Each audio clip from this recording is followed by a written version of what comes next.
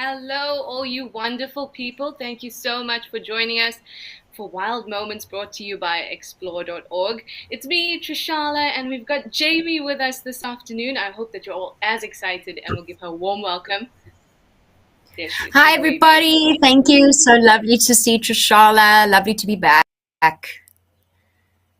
Awesome. We're going to have a ball because it's an all-female team today, everyone. And remember that it's live and Ooh. interactive, so please send us your questions and your comments. And if you just want to check how Jamie is, just ask, and we'll get to it. So we're going to go through some of the wildest moments that we've had over the cams for the last week, I think. And we're going to start off with some of I was gonna say one of my favorite animals, but I should just stop saying stuff like that because then I say that for every single animal that comes along. So let's get started with a very cool animal.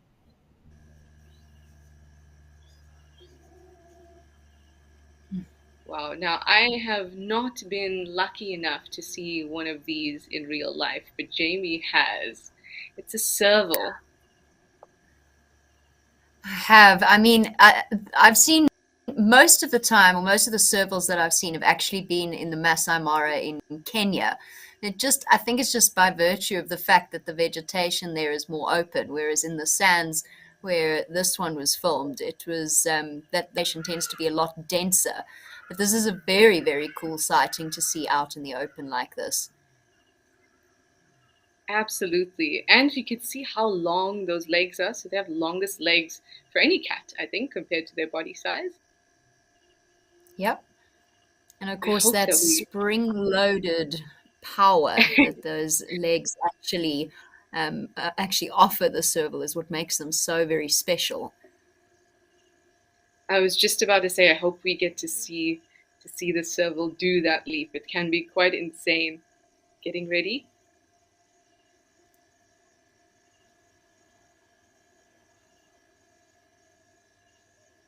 I feel the tension building up.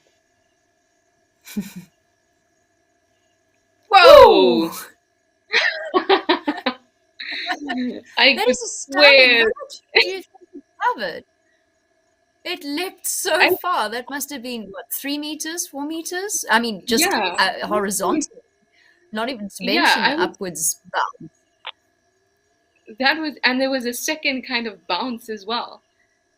That's such a special sighting. And We that, of can't course, see I whether it's mean, left they've or got right. that. Oh, sorry, Trish. No worries, go for it, Jamie.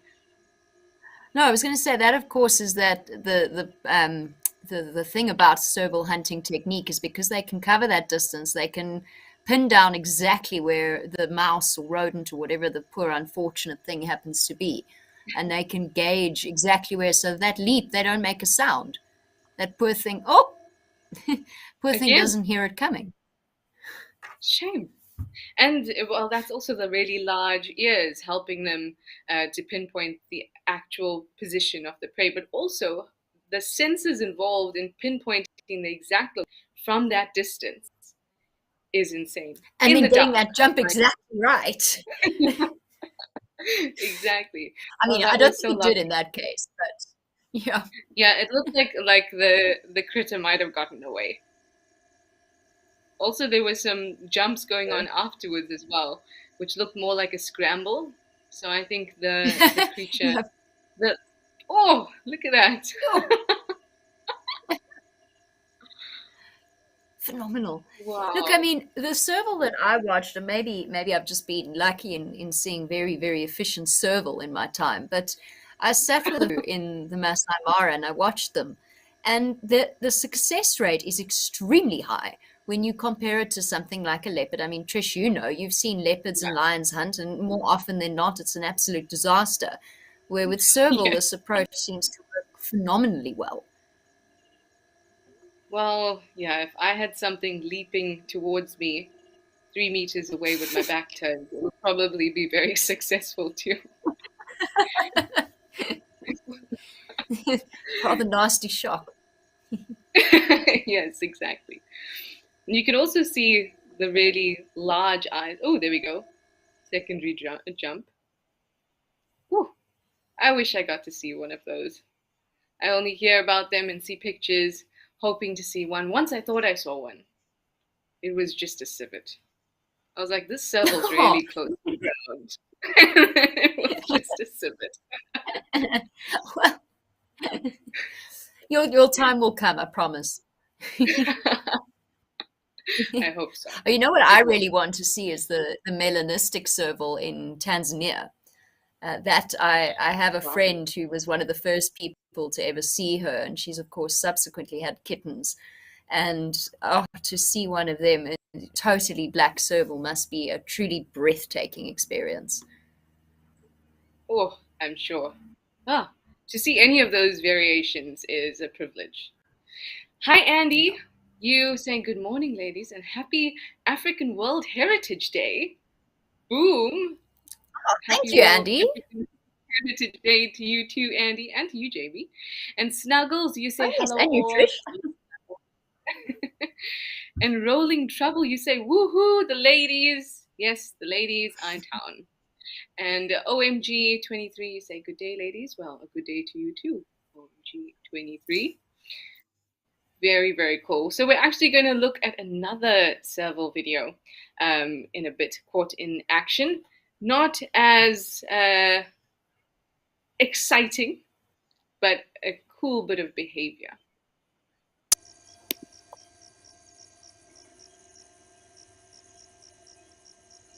Oh, that coat's just so beautiful. And the long.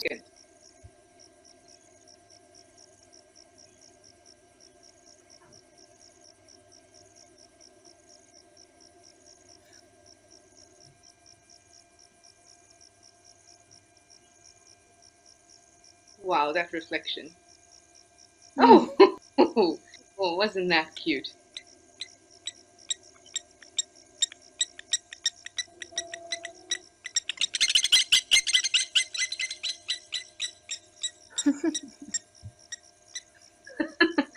There's that. I mean, you'll see the same thing, but you know when a leopard does a similar thing, just starts chasing something out of instinct or curiosity, and when that animal or that bird flies away, suddenly they're left with this face that looks like, well, I wasn't trying to hunt you.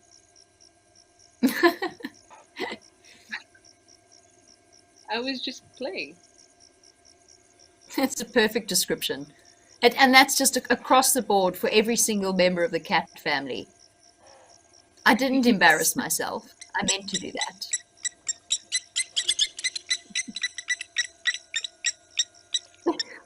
I'm just having a closer look. Oh, see, this is what the serval came to do. Just have a drink, actually. Oh, that's cold.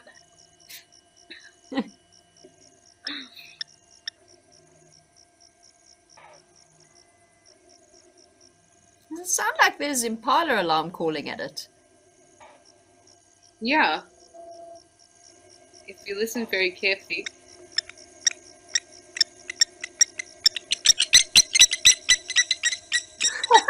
And back again.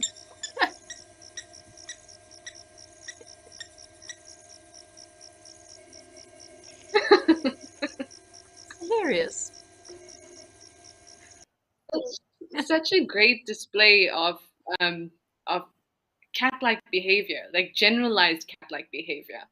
Curious, ready to have fun, and play. So much of play, and that's what makes it I such a also, pleasure to watch, even if they're not seriously hunting. I was absolutely no. I mean, I was just sitting thinking, it's having so much fun. And then I thought, I wonder perhaps if it's not looking to see if they've got a nest as well.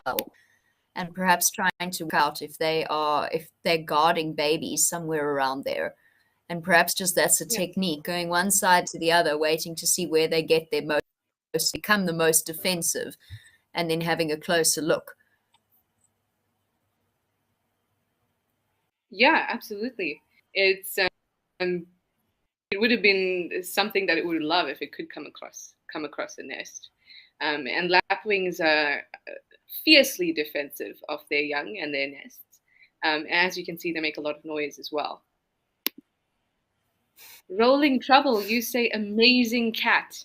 Yeah, it is an amazing cat. Well, they're all amazing, Rolling Trouble, but yes, this one is particularly amazing. Hi again, Zygote. Zygote says hi to you and I, Jamie.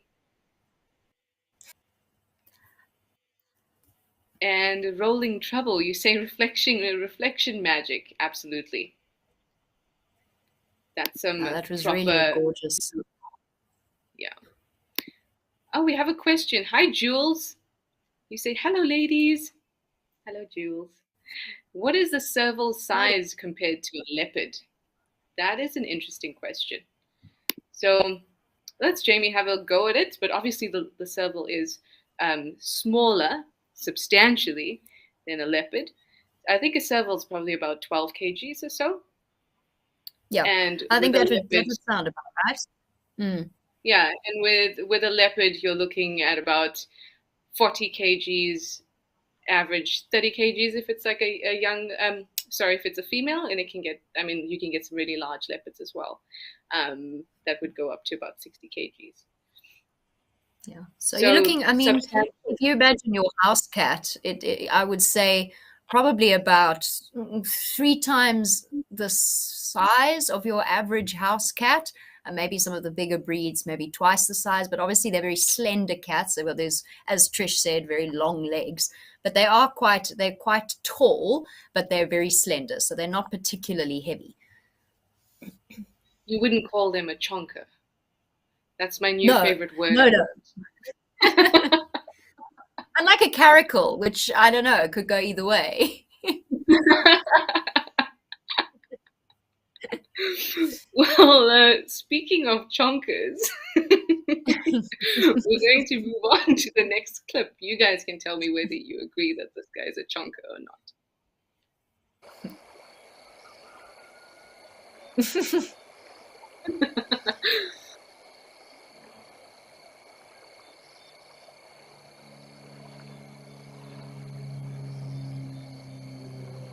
So Kirst told Jamie and I that we have to figure out what we think this baby hippo is trying to do. Oh, I have a theory. I think I know your theory because when I was training and Jamie trained me, she was the first person to tell me what I think Jamie is going to tell us. I mean, it could also, just be having mum. It's also although I don't think mum took very kindly to it either. No, you bite my bottom, I bite your bottom.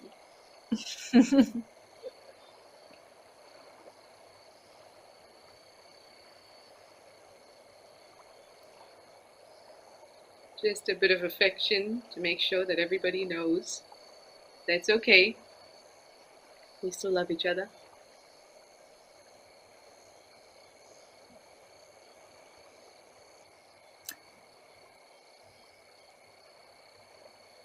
Do you think that is mum? Just Um, having a closer look now. Very hard to get a sense of scale, but it doesn't look that big. yeah, no, it doesn't. Oh, it's only about 3 times bigger than the baby, maybe 4.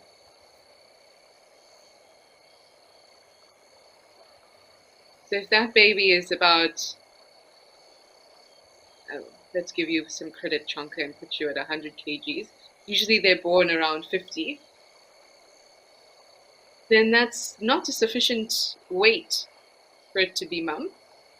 But I mean, this is just estimates from us looking, through the camera. But I think that's a good point that Jamie's made there. Maybe this is not mum. We know so little about hippo demographics, actually, or at least their social structure, because we can't really observe them as well as we say observe elephants, and most of the time they're in the water during the day. You cannot tell a male from a female most of the time if it's not a really big bull. So I mean, we actually don't know the bonds that form between siblings from or from an older litter and a younger litter that could be a sibling that young calf is trying to provoke into a game. But Trishala, you knew which theory I was going to state, didn't you? I think I'm Yes, at rethinking least it, I but I'm going think to say so. it anyway.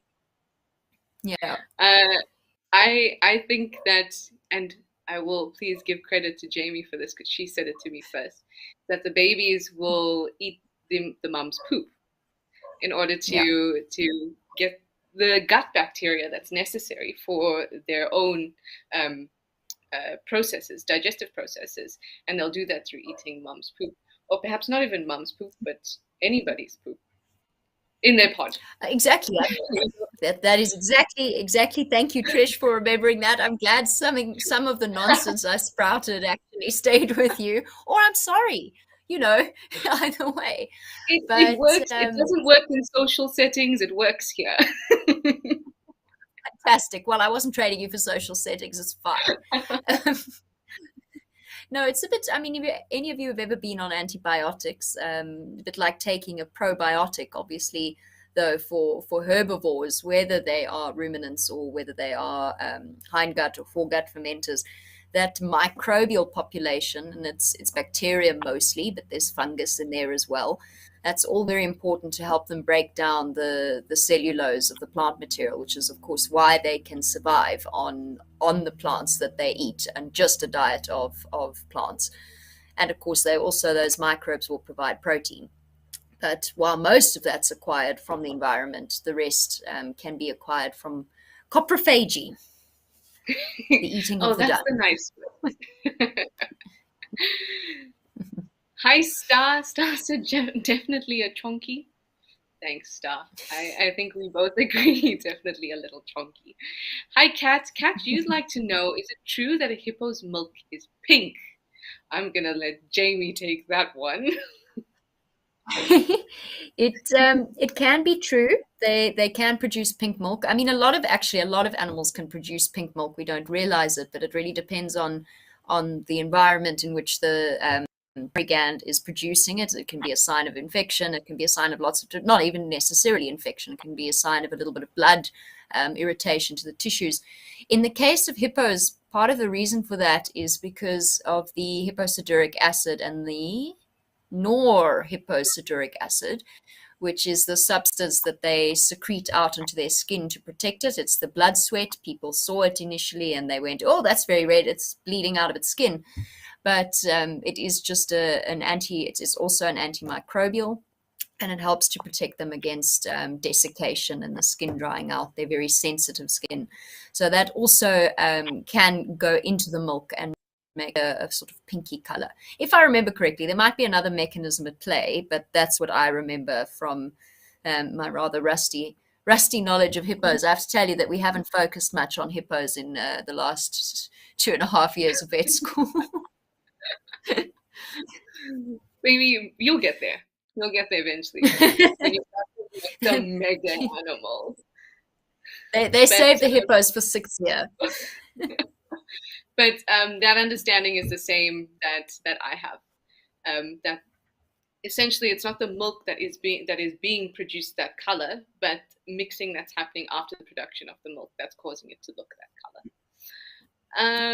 Rolling Trouble, you would like to know how old do we think this baby hippo is? Wow. Well, Jamie just said to us how difficult it is to be able to observe hippos properly because I mean, like we said, there's so little known about their life history and the interactions they have between each other. And that's because they spend so much time in the water. So a baby hippo is born at about 50 kgs, and it stays with its mother for a long time. And cows can be huge, cows can be small. You can't tell sometimes whether you're looking at a male or a female, or like Jamie said, unless there's a really large bull, it's difficult to tell. So I all I can say at this point is that this is a baby. How old it is, I would say under a year. What do you think, Jamie? I think you played that really safe, Trishala, and I'm inclined to go with you. If I had to, if somebody said was going to offer me money, if I could guess it correctly, I would probably say somewhere in the region of 4 or 5 months.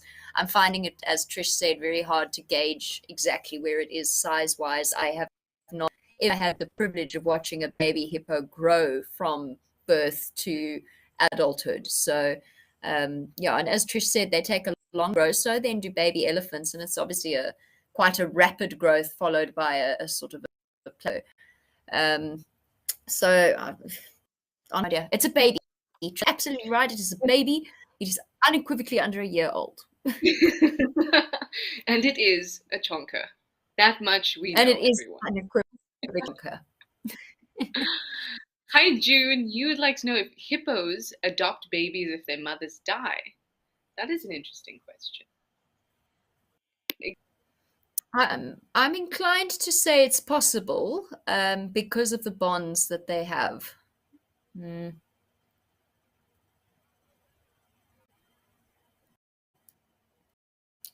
Is Trishala gone? Is she still here? Am I gone? Let's just double check quickly.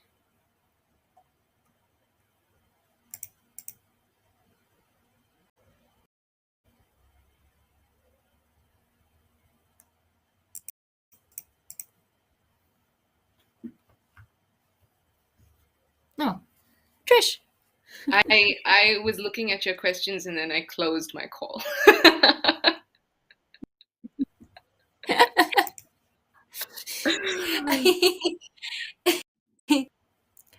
Well, we've all been there in this technology. Um, but I'm not sure if Jamie answered your question, June, while I was busy making a fool of No, myself. no, shame. Sorry, June. I got interrupted in the middle because Trishala froze. I'm not sure if it was my side or hers. So I was stuck in this sort of awful limbo of going, I don't know whether I should say anything or not. What if I'm just over Trishala's answer? Um, my answer was, I think it's possible. I don't know if it's ever been recorded in the wild. I suspect that, especially if it's a related situation, for example, a mother whose daughter dies when she still has a young calf, she might adopt her grand calf. We'll go with that. Um, I think there is, we've seen that sort of behavior in animals like cheetah. We've seen it in elephants. It's been recorded in elephants before. It's been recorded in hyenas before, leopards. So I think it's possible. I'm inclined to agree with you as well. And again, kind of the fact that we don't know much about hippos that we then as much whew, that we don't know as much about hippos. As, it's like my mouth won't say, but you know what I mean. Know more about other megafauna than we do about hippos, and that's just another kind Yeah. of gap in our knowledge that young scientists will fill. We hope. It's amazing how many gaps there are actually and unexpected ones. Things like giraffe. We actually are only just starting to, for some reason, we just took them for granted for a good couple of 100 years and then suddenly realized we actually don't know as much as we thought we did about them. Yeah, absolutely. So and the more we, in fact, Jamie was just saying to me, um, you come to a point where you know so much that you realize how much you don't know. And we'll get to that point with a lot of animals that we know a lot about. And it's an interesting place to be, I think. Hmm. Yep. Ah. Star says, thanks, ladies, for the information and the chuckles. You've learned something new. Our pleasure, Star. Well, now we're going to move on to our last wild moment for our show today. And it's another animal that I haven't had the privilege of seeing myself.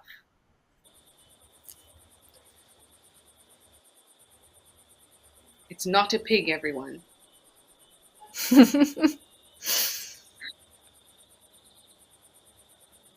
It's an aardvark. So cool. Amazing.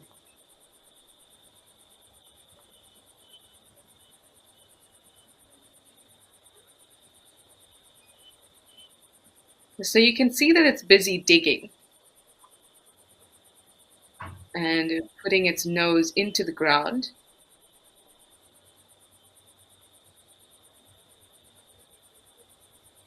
And that's the way that it forages for ants and termites, which make up the majority of their diet. So scientists reckon that it's possible that an aardvark has the most sensitive sense of smell out there, at least in Africa. Wow. But I mean, looking at that long nose, and of course the way in which it uses it, tells us that it's a very important sense. Um, it would be lovely to know how they've compared different animal olfactory senses, though. I Yeah. have No, this one imaged. is purely on surface area of the turbinates in the nose, so enough space for olfactory olfactors. Mm. It looks so smooth, Jamie, don't you think? I know you just kind of want to rub your hand over its back, which obviously we would never do, but But from what I understand, they actually have a fairly rough fur. yeah, no, they've got very thick skin, and then just a little sort of smattering of quite shaggy hair, but a Mm. very very tough hide. Oh, this is such a wonder. I mean, this just has gone on for ages. This is phenomenal.